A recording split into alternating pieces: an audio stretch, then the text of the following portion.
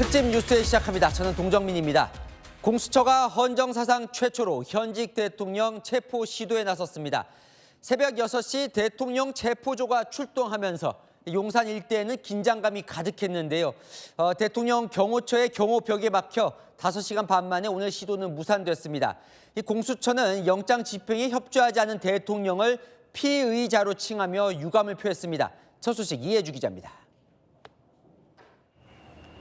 오전 8시쯤 용산 대통령 관저로 통하는 바리케이드가 열리고 공수처 검사와 수사관, 경찰 특별수사단으로 구성된 윤석열 대통령 체포팀이 관저 쪽으로 진입합니다.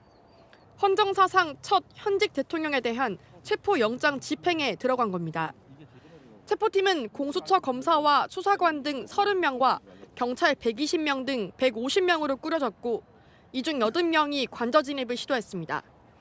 체포집행팀은 군 경호단과 경호처 직원들의 저지선을 지나 윤 대통령이 있는 관저 건물 근처까지 진입했지만 경호처 직원들의 저지에 막혀 관저 진입과 윤 대통령 신병 확보에는 실패했습니다.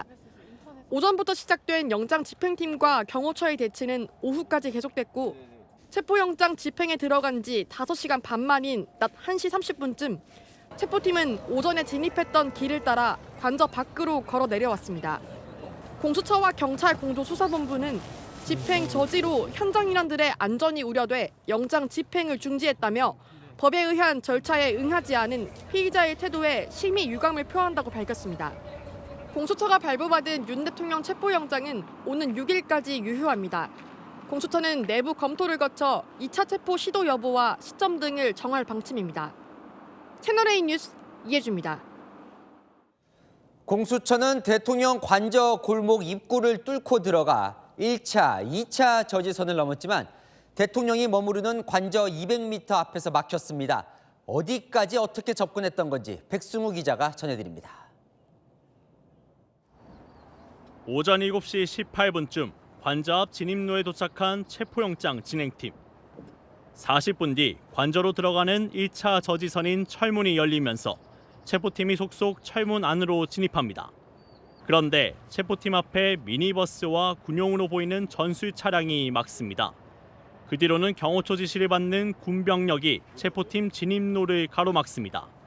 관저 내 외곽 경호를 맡는 수도방위 사령부 55 경비단 소속으로 알려졌습니다. 경호처는 적법 절차에 따라 대통령 경호 조치를 하겠다는 입장을 밝히고 체포팀 진입을 막은 겁니다. 하지만 체포팀과 군병력의 대치는 오래 이어지지 않았습니다. 체포팀은 2차 저지선도 통과해 계속해서 관저 쪽으로 접근을 시도했습니다. 하지만 다시 관저 안으로 진입을 시도하다가 관저 건물 앞 약 200m 지점에서 멈춰 서야 했습니다. 경호처 인력 등이 팔짱을 끼고 관저 진입 6탐 방어에 나선 겁니다. 체포팀은 대통령 경호처장에게 윤 대통령 체포영장을 제시하며 협조를 요청했지만 경호처장은 경호법과 경호구역 등의 이유로 수색을 불허한다는 입장을 밝혔습니다. 관저에 와 있던 윤 대통령 변호인도 체포영장 집행에 응할 수 없다는 입장을 밝혔다는 게 공수처의 설명입니다. 채널A 뉴스 백수입니다. 진입 과정을 조금 더 자세히 들여다보겠습니다. 시작부터 봅니다. 오늘 아침 이 장면 많이 보셨을 겁니다. 공수처는 이 철문을 열었고 경호처는 버스로 1차 막았습니다. 이후 곳곳에서 몸싸움이 벌어졌다는 게 양측 주장입니다. 최재원 기자입니다. 공수처와 경찰, 윤석열 대통령 체포팀이 대통령실 관저 진입로로 걸어갑니다. 1차 저지선인 대형 철문을 열고 관저 방향으로 물밀듯이 올라갑니다. 이때만 해도 체포팀이 빠르게 관저로 진입하는 걸로 보였지만 그 위쪽에서 경호처 직원 50여 명과 군인력에 가로막혔습니다. 체포팀 관계자들은 촬영 장비를 들고 출동 상황을 촬영하려고 대비했지만 체포팀이 대형 버스를 지나 오르막길로 오르자 경호처 직원 등이 인간벽을 쌓아 막아섭니다. 순식간에 진입하려는 체포팀과 저지하려는 경호처 인력 등이 뒤엉키기 시작합니다. 서로의 팔과 옷깃을 잡은 채 밀고 밀리는 와중에 중심을 잃고 휘청거리는 사람도 보였습니다. 공수처는 버스나 차가 막아선 단계에서 크고 작은 몸싸움이 있었다며 몸싸움으로 인한 피해는 아직 전달받은 바가 없다고 밝혔습니다. 경호처 차장은 경호처는 경호법에 따라 경호만 할 뿐이고 영장은 판단하기 어렵다는 이유로 진입을 막은 것으로 전해졌습니다. 경찰은 현장에서 수집한 증거 자료를 바탕으로 몸싸움에 가담한 군 인력 등을 입건하는 방안도 검토 중입니다. 채널A 뉴스 최재원입니다. 경호처는 1차 차벽이 뚫린 후에도 곳곳을 이렇게 차벽으로 공수처의 진입을 막았습니다. 공수처는 길이 막히자 이 산길로 우회해 진입을 시도했습니다. 강보인 기자입니다. 체포팀이 1차 저지선인 철문을 지나자마자 45인승 대형 버스가 가로로 세워져 있습니다. 경호처가 체포팀 진입을 막으려고 바리케이드처럼 세워둔 겁니다. 45인승 버스를 지나 100에서 150m가량 이동하자 이번에는 미니버스가 서 있고 바로 옆에는 소형 전술 차량도 세워놨습니다. 경호처 직원과 경비 인력에게 진입 경로를 저지당하자 윤 대통령 체포팀은 이 저지선을 우회하려고 왼쪽 산길로 향했고 다시 80에서 150m가량을 올라갔습니다. 공수처는 이곳에도 버스와 승용차가 여러 대 주차돼 있었다고 밝혔습니다. 공수처와 경찰로 이루어진 공조수사본부는 관저 200m 이내까지 접근했고 이 상황에서 버스나 승용차 등이 10대 이상 막은 상태였다고 밝혔습니다. 버스와 승용차를 차벽처럼 겹겹이 세워놓은 건 체포팀의 진입을 최대한 저지하려는 걸로 보입니다. 겹겹 차벽과 경호처 등 저지 인력까지 길목을 막아서면서 체포팀이 1차 철문 통과 후 관저 앞 200m까지 도착하는데 2시간 가까이 소요됐습니다. 채널A 뉴스 강보인입니다. 양측 몸싸움까지 벌어지자 이 중간에 박종준 경호처장, 공수처 검사, 윤상현 의원 3인이 경호처 식당에서 회동을 했던 것으로 전해졌습니다. 하지만 중재는 실패했고 박 처장이 막아서자 공수처는 다시 진입을 시도했습니다. 최후의 보루 관저 200m 앞에 경호처 200명이 최후 방어에 나섰고 2차 중재 회동이 있었습니다. 최승현 기자가 단독 취재했습니다. 대통령 관저로 향하는 1차 철문을 지나 관저로 향하는 길. 첫 중재 회동은 국방부 장관 공관 인근에 있는 경호처 식당에서 진행됐습니다. 박종준 경호처장과 윤상현 국민의힘 의원, 그리고 영장을 집행하러 온 검사, 3시 15분 정도 회동을 가진 겁니다. 검사가 영장을 보여주자 박종준 경호처장은 군사 기밀 시설이기 때문에 영장에 응할 수 없다는 뜻을 밝혔고 윤상현 의원도 영장의 불법성을 강조하며 집행이 불가하다는 입장을 밝힌 것으로 전해집니다.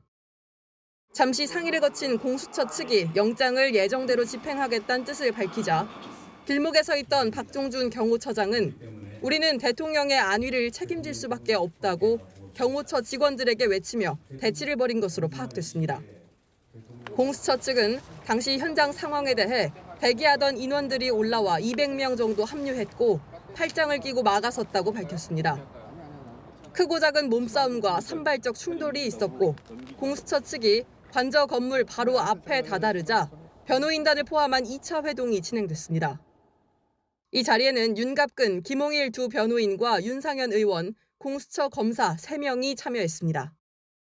공수처 검사들은 대통령 측에 체포영장을 전달하는 사진 촬영을 요청했다는 게 대통령 측 설명입니다. 하지만 대통령 측이 불가하다는 입장을 밝히면서 오늘 대치가 마무리됐습니다. 채널A 뉴스 최승현입니다. 오늘 공수처 영장 집행 과정에서 항명 논란도 불거졌습니다. 대통령실의 요청으로 최상목 대통령 권한대행이 경찰청 고위 간부에게 대통령 경호 임무를 맡은 경찰에 관저 투입을 지시했는데 경찰 간부가 이를 불응했다는 겁니다. 여권에서는 경찰 쿠데타라며 격앙된 반응이 나왔습니다. 홍지연 기자의 단독 보도입니다. 최상목 대통령 권한대행이 경찰청 최고위급 간부에게 경찰 경호 인력을 오늘 관저에 투입하라고 지시한 것으로 알려졌습니다. 평소 대통령 집무실 등의 경비를 담당하는 경찰 101, 202 경비단과 경호를 맡는 22 경호단이 그 대상입니다. 이 사정을 잘 아는 여권 관계자는 정진석 대통령 비서실장이 최 권한대행에게 경찰 경호 인력 투입을 요청했다며 최 대행도 경찰청 고위 간부에 지시했지만 전혀 움직이지 않았다고 설명했습니다. 101 경비단은 용산 대통령실 본청 경비를 맡고 202 경비단은 외곽 경비를 담당합니다. 22 경찰 경호대는 대통령 일정 시 주변 경호 역할을 맡습니다. 대통령실은 대통령 권한대행의 지시마저 거부한 건 항명이라는 입장입니다.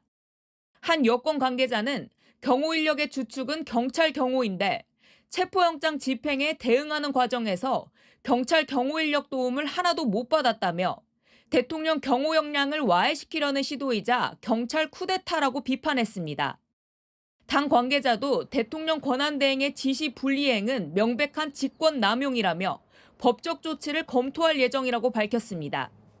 이 지시를 받고 불응한 것으로 지목된 경찰 최고위 간부에게 입장을 물으려 접촉했지만 연락이 닿지 않았습니다. 공수처가 경찰과 함께 체포영장을 시도하는 상황, 경찰 간의 충돌을 피하기 위한 선택이었을 거란 분석도 나옵니다. 채널A 뉴스 홍진입니다. 공수처는 체포영장 집행을 위해 새벽 6시부터 움직였습니다. 출발부터 철수까지 이 시간대별 체포작전, 그 긴박했던 순간들을 김승희 기자가 정리했습니다. 아직 동이 트지 않은 새벽, 정부 과천청사 앞 차량들의 시동이 걸려 있습니다. 수사관들이 하나둘씩 건물에서 나오기 시작합니다. 커다란 박스 수십 개를 트렁크에 싣더니 조심스럽게 이야기를 나눕니다. 잠시 후 새벽 6시 14분 차량 5대에 나눠 타는 수사관들.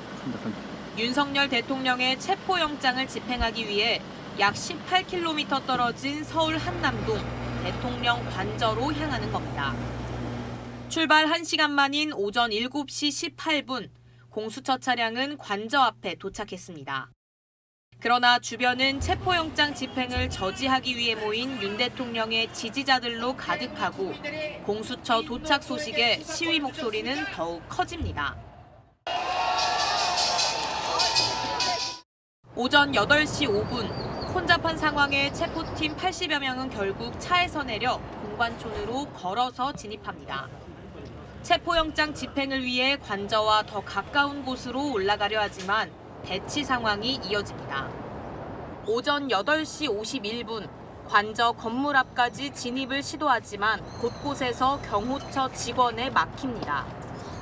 결국 오후 1시 반 공수처는 영장 집행 중지를 결정합니다. 관저로 향하는 하얀 철문이 열린 이후 5시간 30분 동안 대치 상태가 이어지며 건물 안까지는 들어가지 못한 겁니다. 헌정사상 첫 현직 대통령 체포영장 집행 시도는 대통령의 신병을 확보하지 못한 채 결국 막을 내렸습니다. 채널A 뉴스 김승희입니다. 공수처가 체포작전을 펴는 동안 윤석열 대통령은 관저에 머물며 상황을 전해 들은 것으로 보입니다. 영장 집행 시도 소식에 대통령실에 출근해 있던 직원들도 일부 관저로 몰려갔습니다. 조민기 기자입니다. 공수처가 체포영장 집행차 오늘 새벽 과천청사를 출발했다는 소식이 전해진 이후 윤석열 대통령과 김건희 여사는 관저에 머물며 상황을 주시하고 있었던 것으로 보입니다. 대통령실 참모들과 직원들도 평소보다 일찍 대통령실로 출근해 상황을 주시했습니다. 혹시 모를 상황에 대비하기 위해 대기한 겁니다. 실제 공수처가 한남동 관저로 향한다는 소식이 오전에 알려지자 시민사회 수석실을 중심으로 일부 대통령실 직원들이 대통령 관저로 모여든 것으로 알려졌습니다. 이들 중 일부는 경호처 직원과 함께 최후 보루선을 구축하는 데 참여하기도 했습니다. 정오쯤 윤 대통령을 변호하는 윤갑근 변호사와 김홍일 전 방통위원장도 관저를 찾았습니다.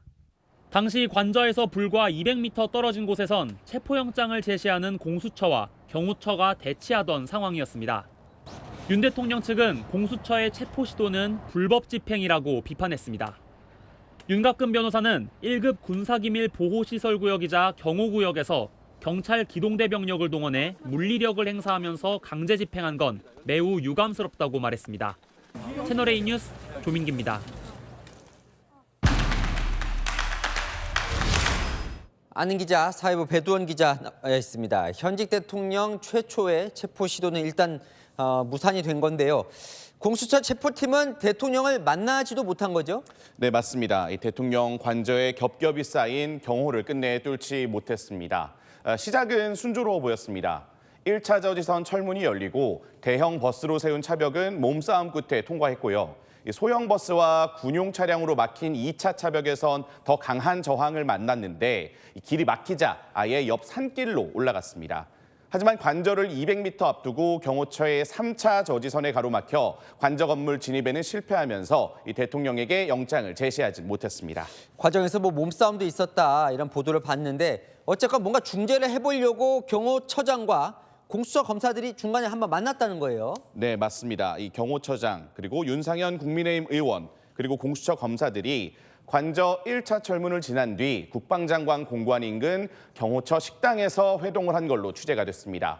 이 공수처 검사가 체포영장을 보여주자 박종준 경호처장 군사기밀시설이라 응할 수 없다고 거부했고 체포팀이 진입을 시도하자 박 처장은 우리는 대통령의 안위를 책임질 수밖에 없다. 이렇게 경호처 직원들에게 저지에 나서라는 취지로 외친 걸로 취재됐습니다.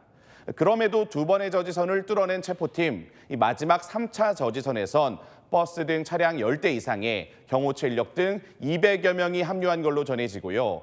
경호처 직원들이 서로 팔짱을 끼고 스크럼을 짜서 체포팀 진입을 막아섰다고 하는데요. 이 경호처 직원들의 수가 체포팀의 2배였고 이 어떤 식으로든 그 숫자를 넘어서 뚫고 가기엔 어려운 상황이어서 결국 체포 시도를 접을 수밖에 없었다. 이게 공수처의 설명입니다.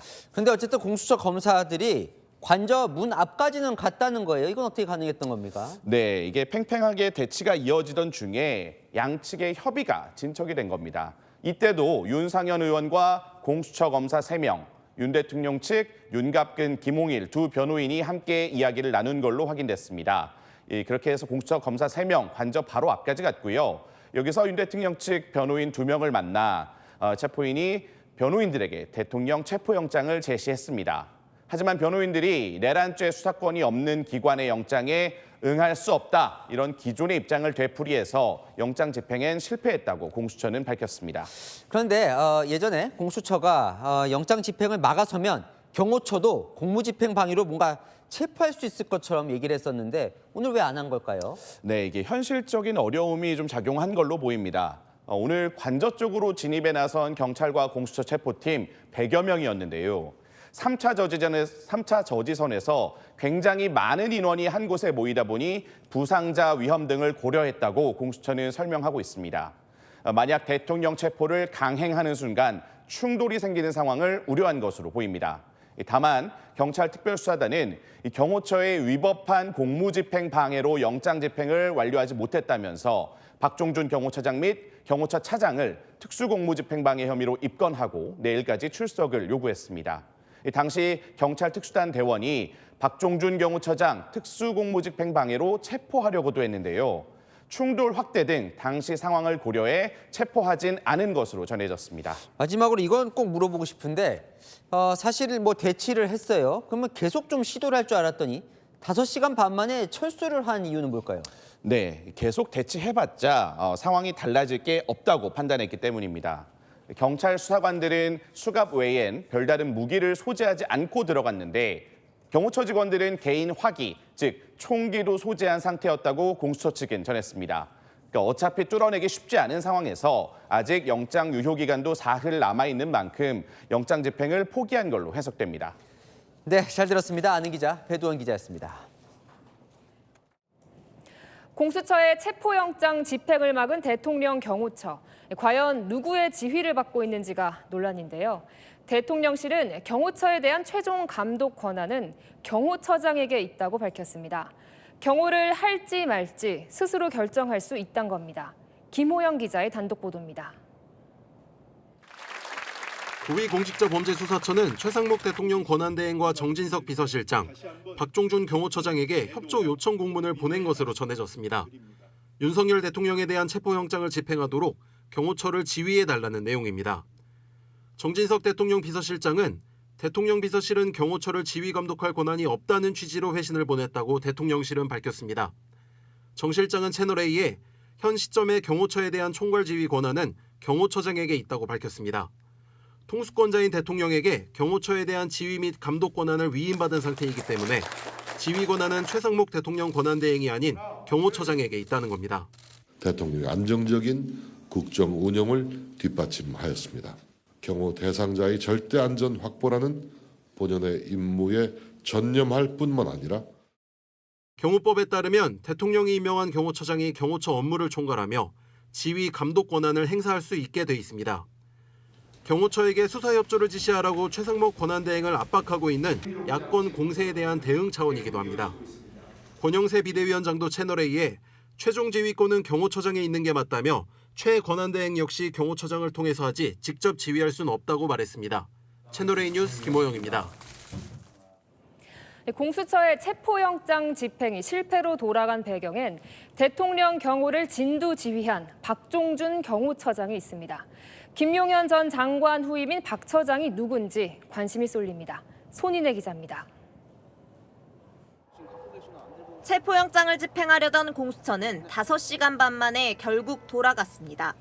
대통령 경호법을 이유로 관저 수색을 막은 사람은 대통령 경호처의 수장 박종준 경호처장입니다. 정진석 대통령 비서실장과 같은 충남 공주 출신으로 1964년생인 박 처장은 경찰대 2기를 수석 졸업했습니다. 2011년 12월 경찰청 차장으로 경찰 생활을 마무리한 뒤 이듬해 19대 총선에서 국민의힘 전신인 새누리당 후보로 충남 공주에 출마했다가 고배를 마셨습니다. 박근혜 정부에서는 대통령 경호처 2인자인 차장을 지냈습니다. 당시 이번 계엄 과정에서 역할을 한 것으로 전해진 노상원 전 정보사령관과 함께 근무했습니다. 지난해 9월 김용현 경호처장이 국방장관으로 옮기면서 후임 처장에 임명됐습니다. 국가 원수의 안위는 바로 국가 안보와 직결되는 중대한 일입니다. 대통령 경호에 한치의 빈틈도 없도록 완벽한 임무 수행에 최선을 다하겠습니다. 박 처장은 최근 비상계엄 사태 당시 대통령 동선 파악차 2차례 경찰 참고인 조사를 받았습니다. 채널A 뉴스 손인입니다. 야당은 최상목 대통령 권한대행이 경호처를 지휘해야 한다고 압박했습니다. 영장 집행에 협조하도록 지시하라는 건데요.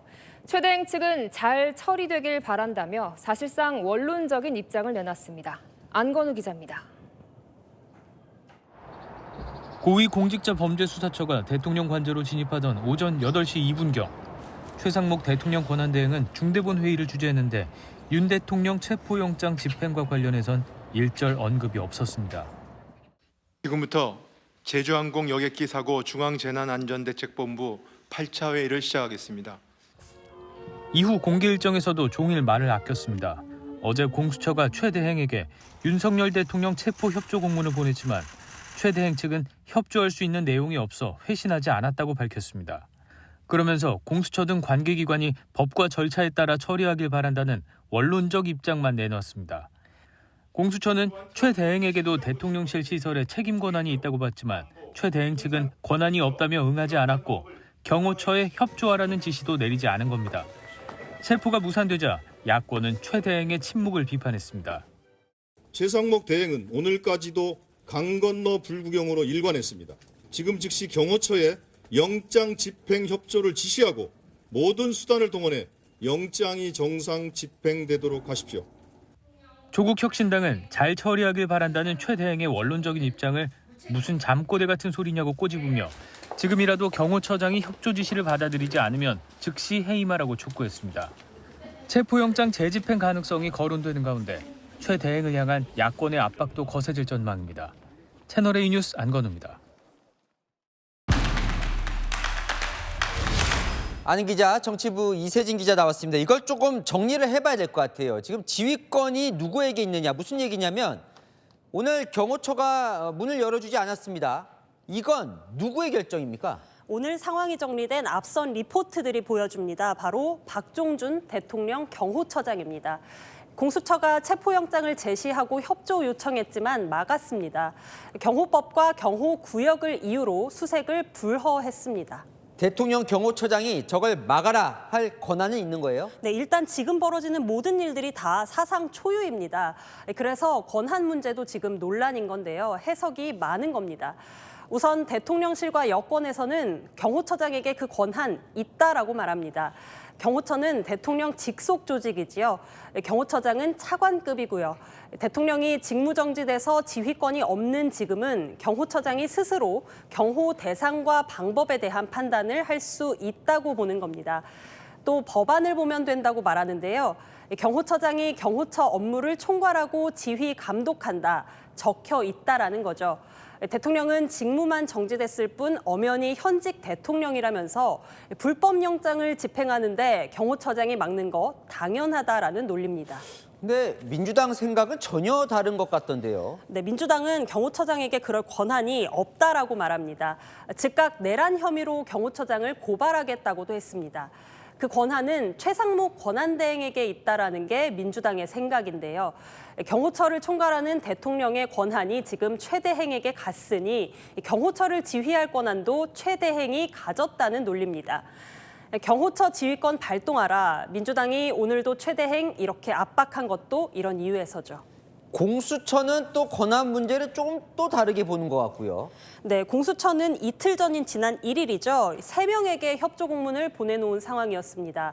정진석 대통령 비서실장, 방기선 국무조정실장, 총리실이죠. 그리고 최대행에게도요. 그런데 여기에 정 실장은 경호처 지휘감독 권한이 없다라고 거리를 뒀고요. 총리실 쪽에서도 관여할 위치에 있지 않다라고 말을 아꼈습니다. 최상목 대행도 법과 원칙 따라 관계기관이 잘 처리하라고만 했습니다. 경호처도 상당히 혼란스러웠을 겁니다. 명확했다면 애초에 저렇게 3명에게 요청을 보낼 일도 없었겠죠. 다만 오늘 영장 집행 실패하면서 공수처는 생각이 좀 정리된 것 같습니다. 최대행에게 경호처가 영장 집행에 응하도록 명령을 요구하겠다 했으니까요. 네, 공수처는 최상목 대행에게 이 경호 지휘권이 있다 이렇게 지금 보고 있는 거군요. 자, 그런데 이 지휘권이 누구냐를 떠나서 경호처가 지금 대통령을 지키겠다고 하는 거잖아요. 결국은 대통령 경호처는 그러면 대통령 영향권에 있다고 봐야 할까요? 네, 지금 일어나는 문제들은요. 직무정지된 대통령의 애매한 지위에서 모두 비롯된 것 같습니다.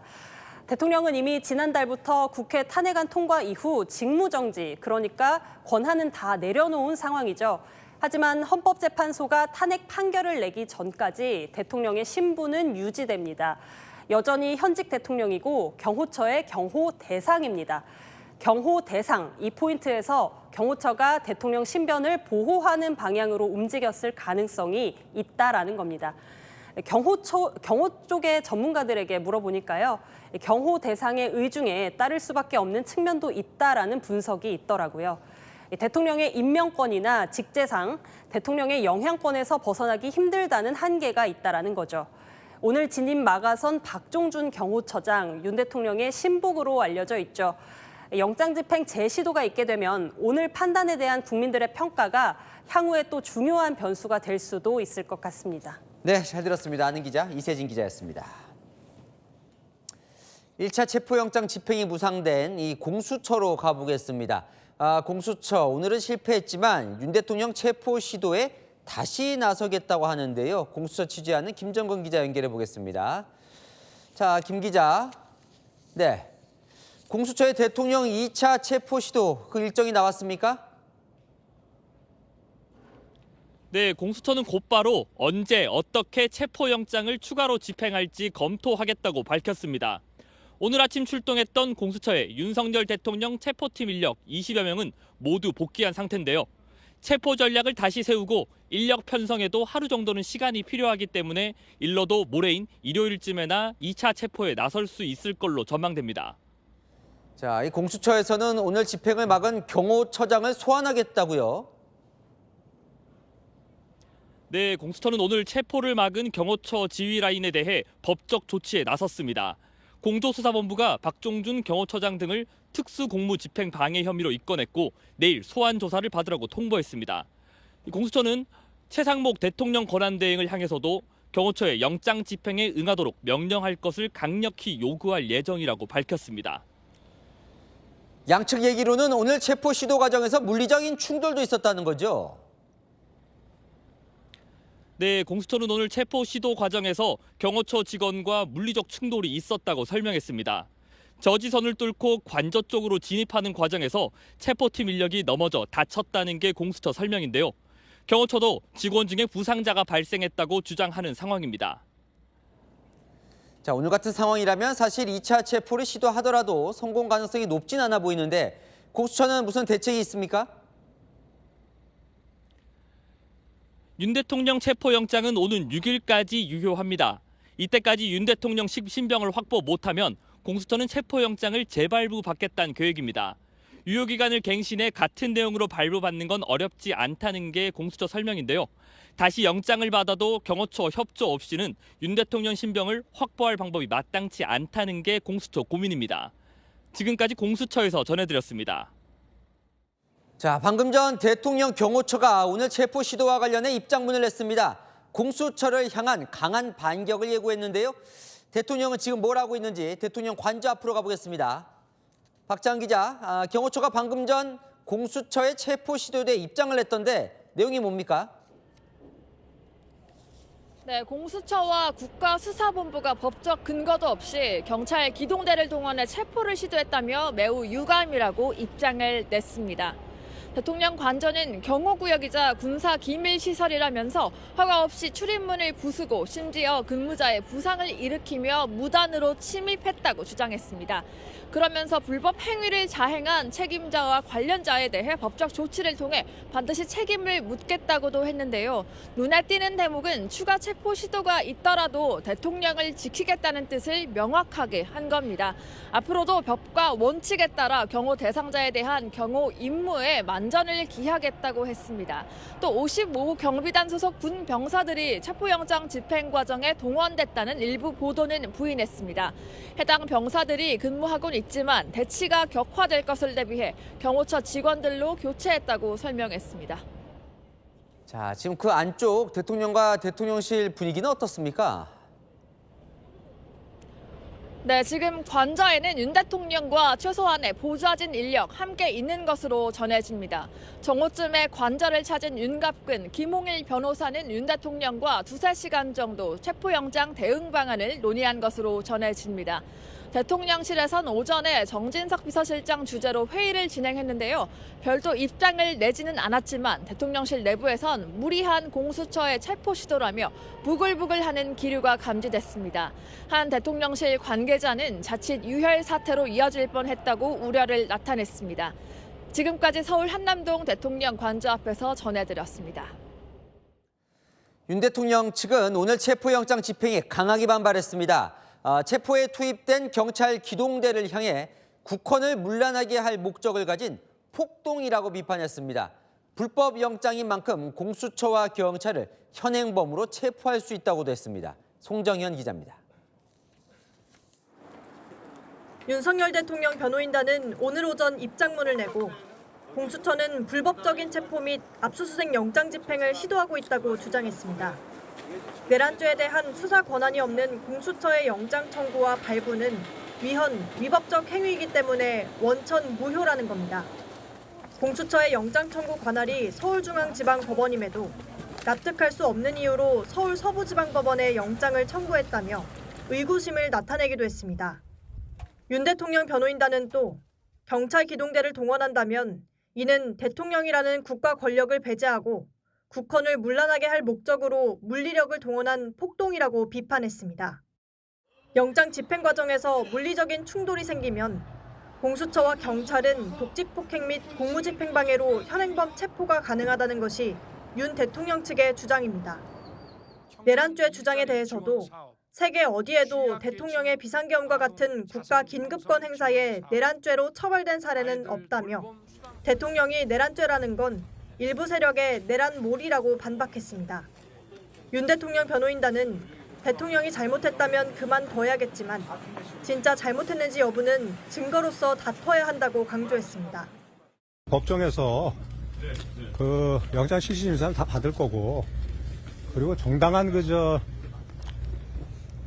그 체포영장이든 뭐 구속영장이든 집행에 대해서는 다 받고 다 밝힐 겁니다. 대통령이 피하면 뭘 피하겠습니까? 그러면서 대통령이 가만히 있으면 평화롭게 지배할 수 있는데 왜 비상계엄을 했는지에 관심을 가져달라고 말했습니다. 채널A 뉴스 송정현입니다. 네, 아는 기자 법조팀 공태현 기자 나와 있습니다. 일단 공수처는 오늘 소득 없이 돌아간 겁니다. 또 나갈 것 같죠? 네, 공수처는 이르면 이번 주말 다시 대통령 관저 진입을 시도할 걸로 보입니다. 오늘은 5시간 반 만에 철수했죠. 일단 체포영장 유효 기간은 오는 6일까지입니다. 이제 남은 건 사흘, 그러니까 주말인 내일과 모레, 그리고 기한 마지막 날인 6일인데요. 일단 내일은 체포 시도에 나설 가능성이 낮아 보이죠. 체포팀 인력을 다시 정비하고 꾸리는데도 시간이 필요해 보이고요. 특히 내일인 토요일은 집회 인파가 가장 몰리는 요일입니다. 체포 시도 시 우발적 충돌 위험도 그만큼 크기 때문에 이르면 모레인 일요일쯤 2차 체포 시도 가능성이 있습니다. 근데 뭐 또 간다고 치더라도 달라지는 게 없는 거 아닙니까? 네, 그럴 가능성이 높습니다. 오늘 공수처가 관저에서 철수하고 경찰이 입장을 냈습니다. 박종준 대통령 경호처장과 김성훈 경호처 차장을 특수공무집행방해로 입건하고 내일까지 출석 요구를 했다는 겁니다.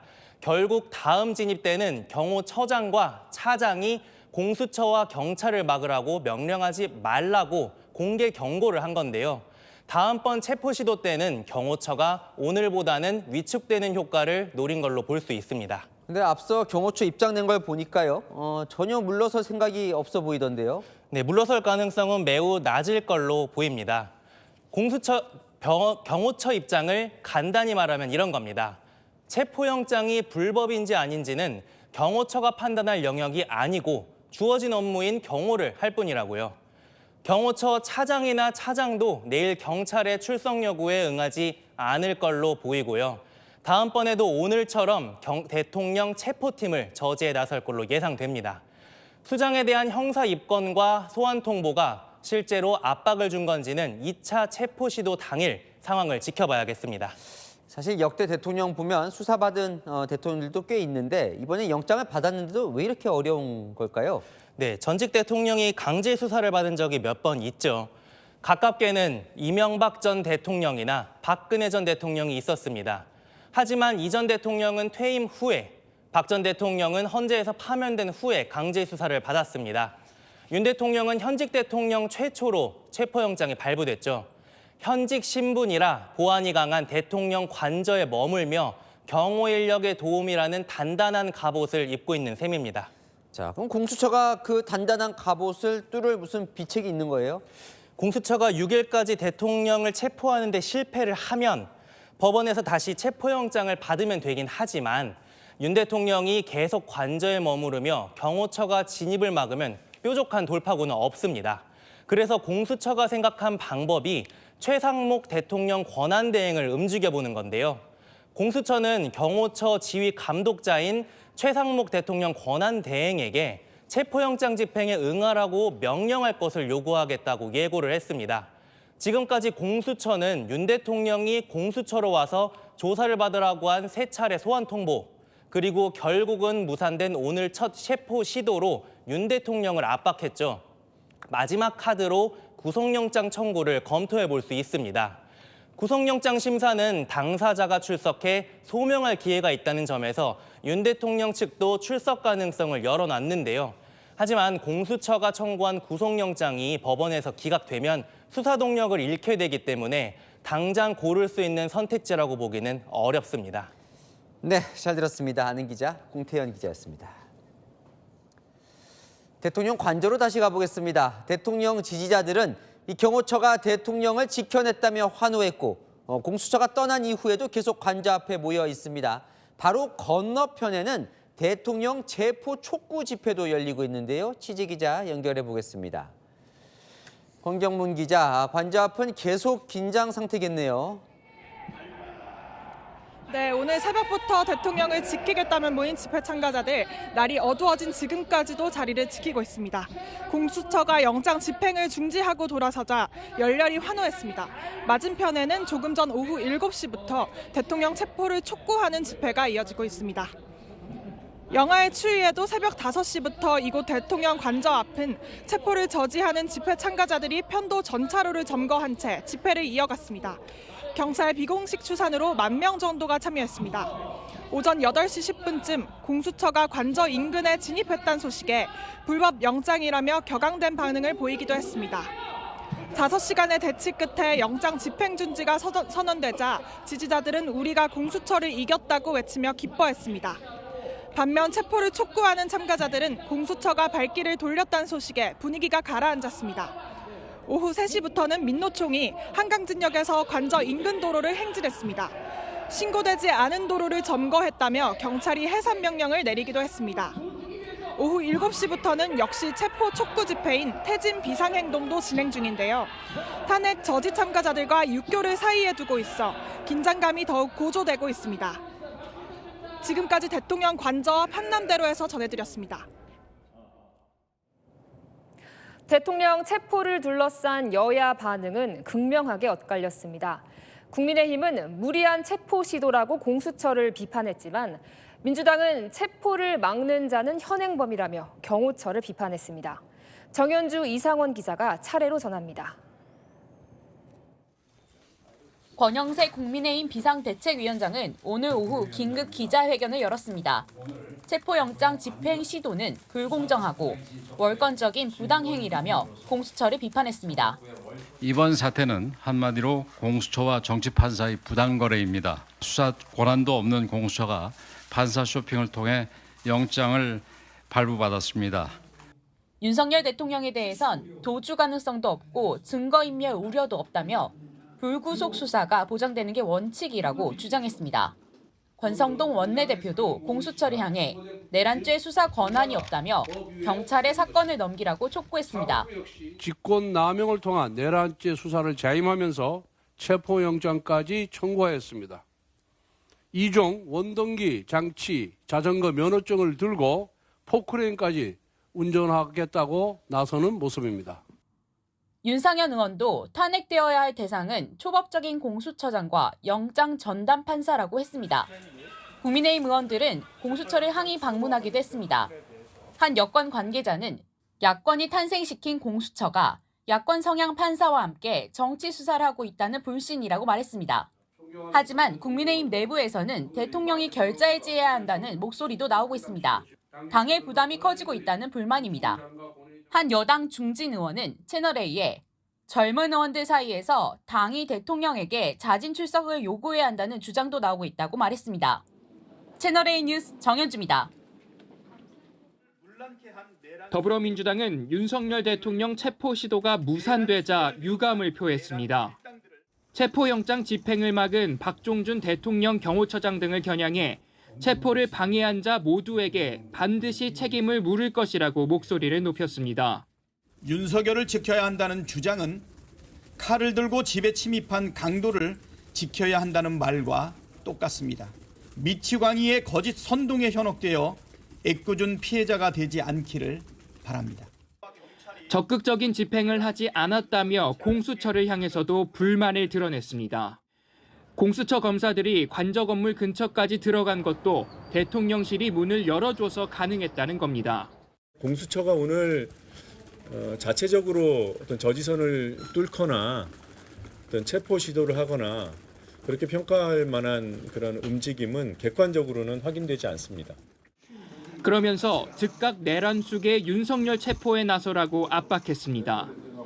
야당 법사위원들은 대통령 체포영장 발부에 항의하기 위해 대법원을 찾은 국민의힘도 질타했습니다. 이것은 명백한 사법부 겁박행위입니다. 미친 거 아닙니까? 그리고 이재명 대표는 지금의 혼란과 어려움은 새로운 희망을 위한 진통으로 생각해달라고 말했습니다. 법은 모두에게 평등한 것입니다.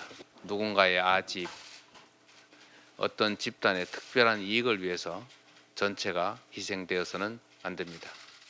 민주당은 박종준 경호처장 등 3명을 범인 은닉 등 혐의로 국가수사본부에 고발하겠다고 밝혔습니다.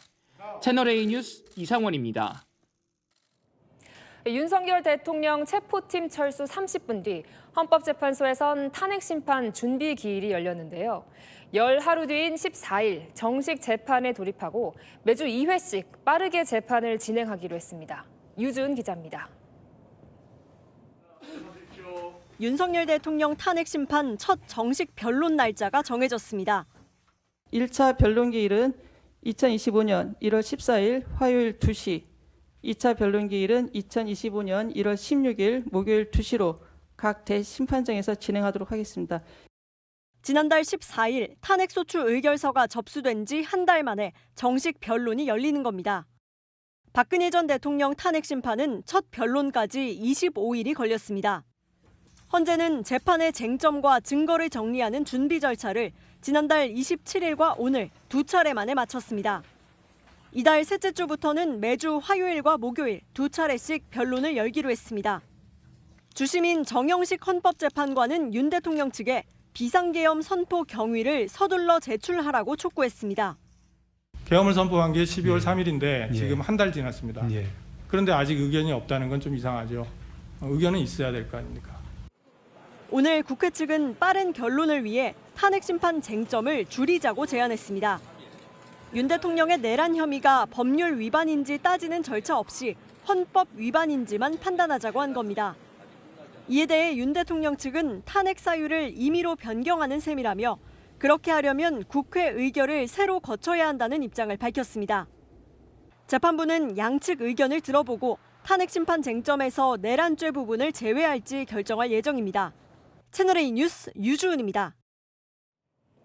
반면 윤석열 대통령 측은 헌재가 왜 이렇게 서두르는지 모르겠다며 탄핵 심판의 180일을 보장해달라고 요구했습니다. 탄핵 심판 최대 기간인 6개월을 다 써야겠다는 건데요. 이 요구가 받아들여지면 결론은 7월에나 나올 수 있습니다. 대통령 측이 이런 요구를 한 이유, 김유빈 기자가 취재했습니다. 윤석열 대통령 측 대리인단은 오늘 헌법재판관들에게 탄핵 심판에 180일은 필요하다고 주장했습니다. 지나치게 오래 끌어서도 안 되겠지만 지나치게 졸속으로 끝났어도 안 된다고 규정하고 있는 것입니다. 충분한 심리로 원하는 당사자에게는 180일이라는 기간은 보장되어야 합니다. 헌법재판소법은 사건 접수 6개월 안에 선고해야 한다고 정하고 있습니다.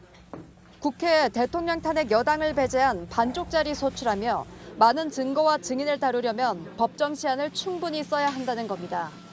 탄핵은 대통령 개인에 대한 것이 아니라 이 나라 국가 원수, 행정수반에 대한 것이고 실제적으로는 집권 여당과 대통령을 지지하는 세력에 대한 것입니다.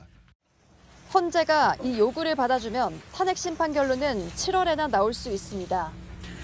이렇게 되면 오는 4월 18일 문영배 헌재소장 권한대행과 이미선 재판관의 퇴임 이후에 파면 여부가 결정됩니다.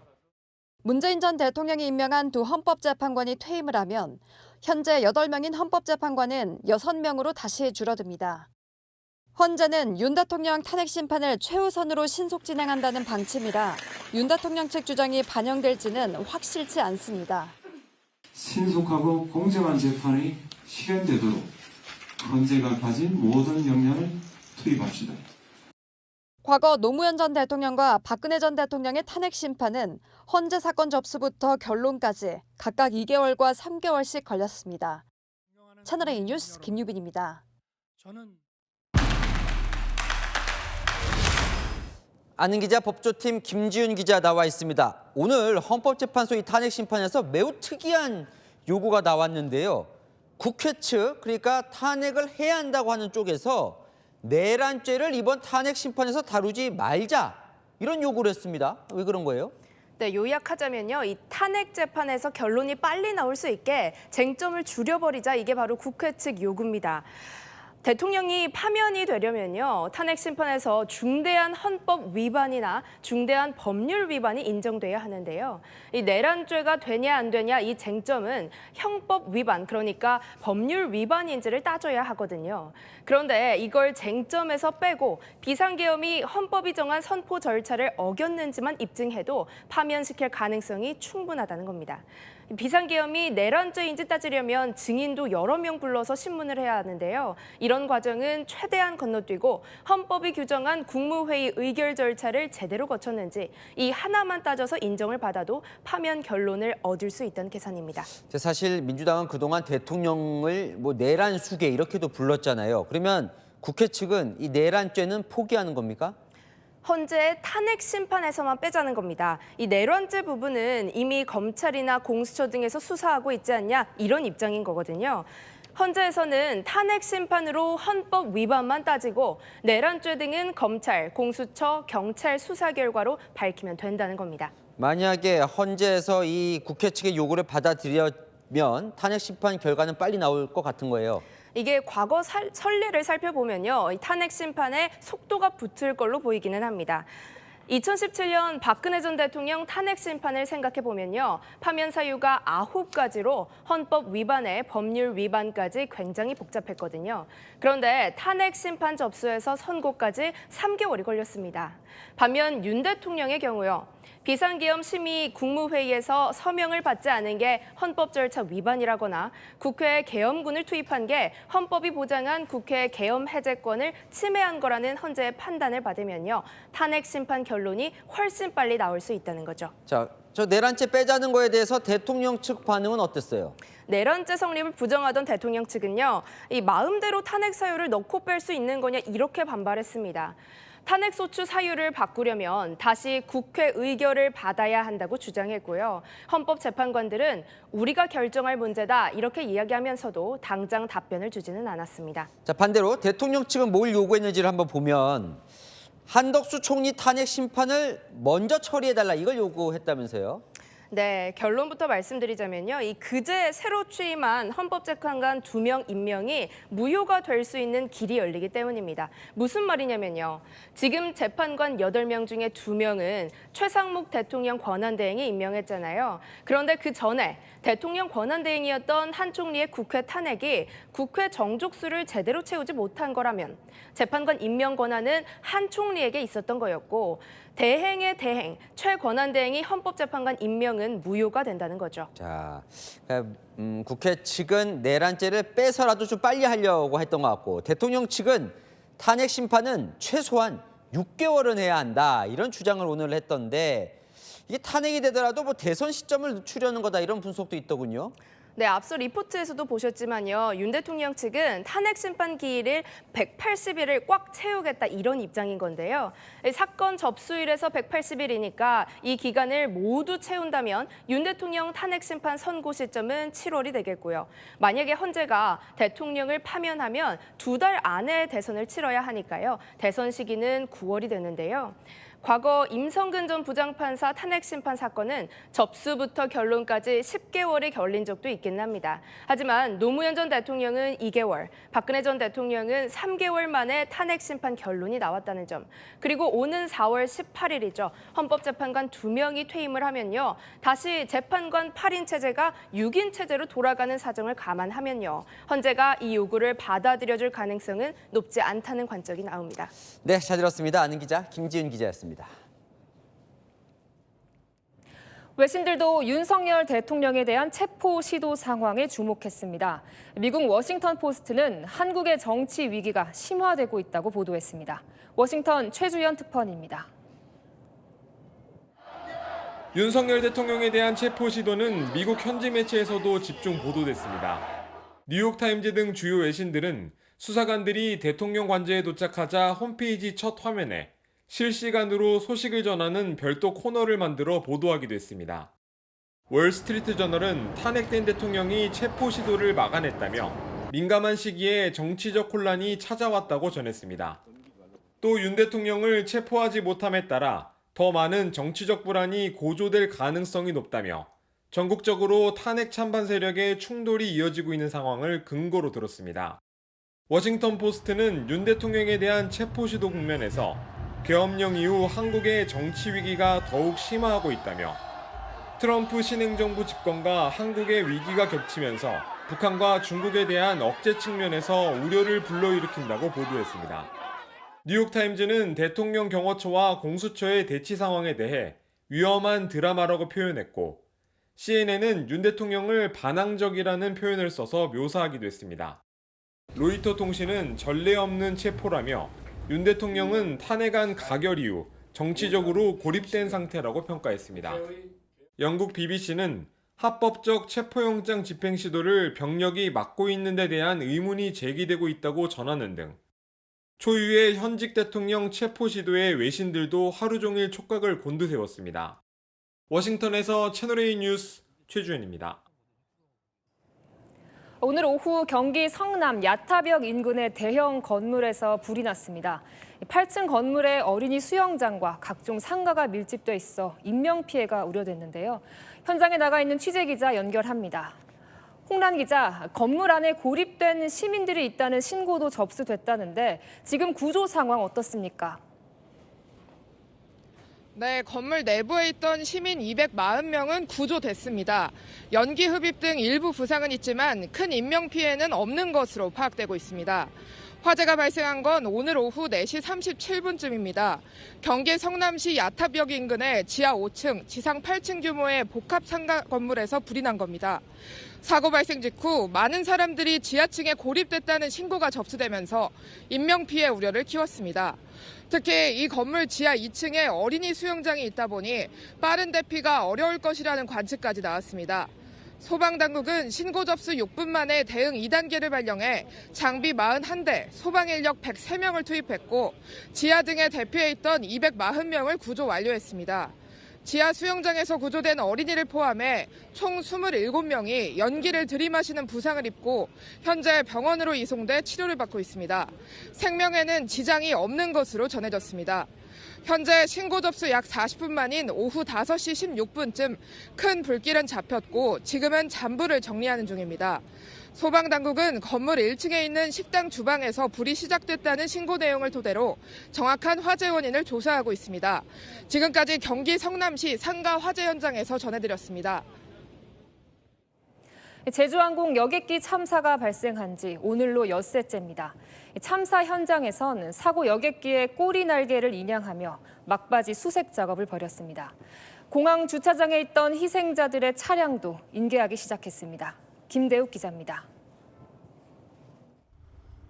거대한 기중기 2대가 꼬리 날개 부분에 케이블을 연결합니다. 서서히 기체를 들어올리자 크게 부서진 내부가 모습을 드러냅니다. 소방대원들이 주변을 살피며 수색 작업을 이어갑니다. 참사 엿새 만에 기체 꼬리 날개 부분에 대한 수색 작업이 시작됐습니다. 수색 당국은 희생자 유해와 유류품이 상당수 있을 것으로 추정하고 있습니다. 꼬리 부분 수색이 끝나면 희생자 유해 수습은 마무리 단계에 접어들 것으로 보고 있습니다. 비행기 꽁무니 부분을 기중기로 들어 올립니다. 꼬리만 되면은 거의 99%는 됩니다. 참사 원인을 규명할 핵심인 엔진도 흙더미 속에서 꺼내져 분석 작업에 들어갔습니다. 참사 희생자 179명 가운데 지금까지 52명의 시신이 유가족에게 인도됐습니다. 공항 주차장에 남겨졌던 희생자들의 차량 인계도 시작됐습니다. 국토교통부는 유가족들이 원하는 위치로 견인할 수 있도록 지원할 계획입니다. 로컬라이저가 설치된 콘크리트 둔덕이 참사를 키운 원인으로 지목되는 것과 관련해 오는 8일까지 전국 공항을 대상으로 활주로 주변 항행 안전시설의 위치와 재질 등에 대한 특별 점검을 벌입니다. 채널A 뉴스 김대욱입니다. 성혜란 기자와 열왕야랑 시작합니다. 첫 번째 주제 보겠습니다. 대통령 체포영장 시도가 있었던 오늘 대통령 국가안보실이 고발을 했다는 소식이 들리던데 어떤 급한 일이 생겼던 거예요? 네, 국가안보실이 윤 대통령의 북풍몰이를 주장한 이 민주당 부승찬 의원에 대해서 고발에 나섰습니다. 북풍몰이는 존재하지도 않고 이 정체도 알 수 없는 제보로 국가안보를 위험에 빠뜨렸다면서요. 그러니까 부 의원은 요즘 대통령이 직접 북한에 무인기를 보내라 이렇게 지시를 했다고 주장을 하던데 그러니까 계엄을 하려고 했다는 거예요. 네, 맞습니다. 이 대통령이 계엄 선포 몇 달 전부터 북한의 도발을 유도해서 전시 상황을 연출하고 이를 통해서 계엄을 위한 정당성을 마련하려 했다는 겁니다.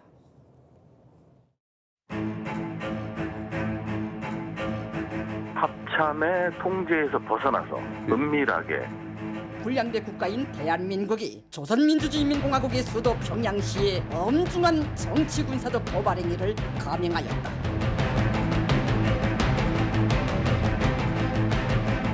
북한에서 먼저 이 무인기를 가지고 공격을 했다. 그러면 우리는 자위권 차원에서 공격을 할 수 있는 거잖아요.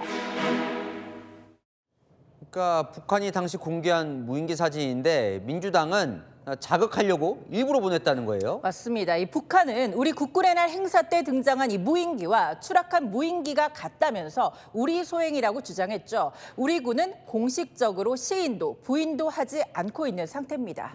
국가안보실은 고발까지 하면서 저거 허위 사실이다. 저 제보 북풍몰이 이렇게 얘기를 하는데 부 의원은 근거가 있는 거예요? 네, 부 의원 측이 든 근거 바로 이겁니다. 확실한 제보고요. 복수의 제보가 있어서 지금 또 하나의 제보를 확인하고 있는 상황입니다. 방금 들으신 것처럼 부 의원 측은 제보가 확실하다는데요. 국가안보실이 오늘 고발했으니 수사에서 밝혀질 수 있을 것 같습니다. 네, 다음 주제 보겠습니다. 최상목 권한대행 요즘 여야 중간에 끼어서 고생이 많아요. 네, 최상목 대행이 이른바 대통령 놀이를 한다는 여권의 불만 저희가 어제 전해드렸죠. 반대로 야당에서는요. 대통령 대행의 역할 제대로 못한다면서 십자포화 퍼붓고 있습니다. 영장 집행에 협조하라는 입장은 나왔어야 하는데 대행 역할이 어디에 있는지 모르지 않을 텐데 관계기관끼리 알아서 해결하라는 이런 무정부 상태 같은 그런 발언을 했습니다. 최상목 권한대행이 가장 책임이 크다고 생각합니다. 그러니까 여당은 역할을 너무 많이 한다. 야당은 왜 일을 안 하냐 이런 거네요. 네, 이 최 대행 공직 생활 40년 넘게 하면서요. 여기저기서 다 욕먹기는 처음이라고 주변에 토로했다고 하는데요. 이렇게 매번 손가락질만 하는 여야를 오늘 같은 자리에서 마주했습니다. 이 표정 어땠을까요?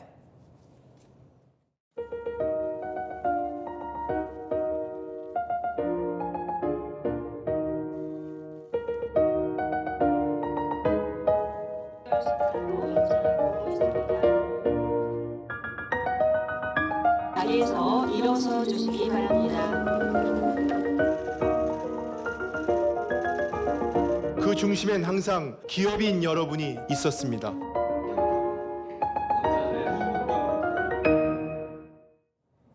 네, 최 대행 이 나흘 만에 국회를 또 찾은 건데요. 이를 두고 여권 일각에선 이 권한대행 시계까지 만든 황교안 전 총리의 전철을 밟는 것 아니냐 이런 말도 나오더라고요. 뭐 대통령 대행이 국회 열심히 찾아와서 소통하는 건 뭐 나쁘진 않은 것 같은데요. 네. 경제통이다 보니까 본업할 때 표정이 제일 좋긴 하더라고요. 맞습니다. 이 최상목 대행이 이 경제금융 최고 당국자가 모이는 F4 회의 매주 챙기겠다고 했죠. 여기에 이 이창용 한국은행 총재에 이어서 이복현 금감원장까지 경제 관료들이 최 대행을 공개 지지하고 나섰습니다. 이 전국이 혼란스러운 지금 나라 곳간이라도 제대로 지킬 수 있도록 힘 모아야겠죠. 네, 지금까지 여랑야랑이었습니다.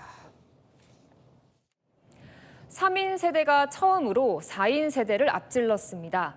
아이를 한 명만 낳으려는 분위기가 확산되면서 전형적인 가족 형태로 여겨졌던 4인 가족 비중이 점차 줄어들고 있는 겁니다. 강태현 기자입니다. 결혼한 부부의 고민 중 하나가 자녀 계획입니다. 아이 하나를 키우고 있어도 한 명을 더 낳는 건 망설여집니다. 아이를 낳아 보니까 정신없이 키우다 보니 둘째 낳기가 조금 힘든 여건이 더 되지 않았나 싶은데. 아이 한 명 키우는 것도 사실 굉장히 힘들거든요. 좀 이해는 돼요. 행정안전부가 지난해 주민등록 인구 통계를 분석한 결과 3인 세대가 처음으로 4인 세대를 앞질렀습니다. 전체 2,411만 세대 중 3인 가구는 405만 세대로 4인 가구 394만 세대보다 더 많습니다. 4인 이상 세대는 1인 세대에 이어 2인 세대에도 뒤처지더니 결국 3인 세대보다도 줄어 가장 적은 비중을 차지하는 세대 유형이 됐습니다. 과거에는 자녀를 2명 이상 낳는 게 일반적이었는데 최근에는 1명으로 충분하다는 인식이 생기며 벌어진 현상입니다.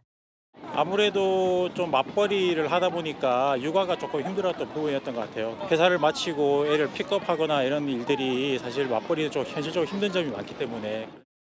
지난해 출생자 수는 24만 명으로 전년 대비 3% 증가해 9년 만에 반등했습니다. 다만 2023년보다 증가했을 뿐 절대적인 숫자는 이전보다 여전히 적습니다.